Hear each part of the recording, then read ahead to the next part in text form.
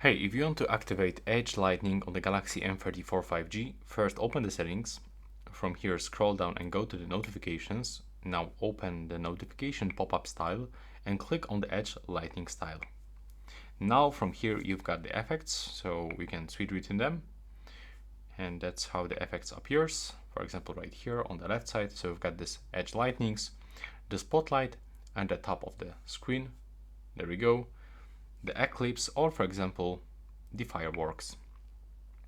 When you want to get, for example, the echo, you can also change the color by tapping right here.